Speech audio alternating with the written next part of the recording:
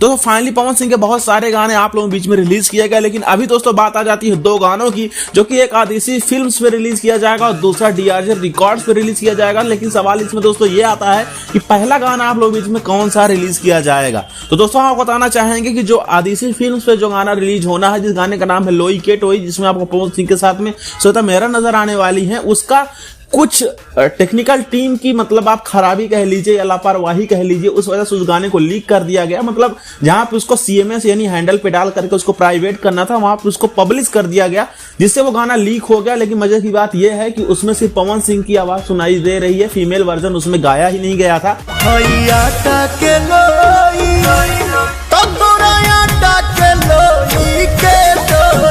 तो फिर से उस गाने को जो है कंटेंट आईडी पे चढ़ाया जाएगा और वो गाना आप लोगों के बीच में पहले रिलीज किया जाएगा, यानी 1 से 2 दिन के बीच में आप लोगों को उस गाने का पोस्टर भी देखने को मिलेगा, जिस गाने का नाम है लोई के टोई। और 3 से 4 दिनों के बीच में वो गाना भी आप लोगों को सुनने को मिलेगा। उसके साथ डीआरजे रिकॉर्ड्स वाला गाना भी इसी मंथ सुनने को मिलने वाला है। तो दोस्तों वो गाना भी बहुत बेहतरीन है, एक जाड़ा स्पेशल है, उसमें भी आपको श्वेता मेहरा नजर आएंगी। तो ये दोनों गाने इसी दिसंबर महीने में रिलीज होने को है तैयार। उसके साथ दोस्तों नए साल की धमाके की तैयारी बहुत जोरों शोर से चल रही है।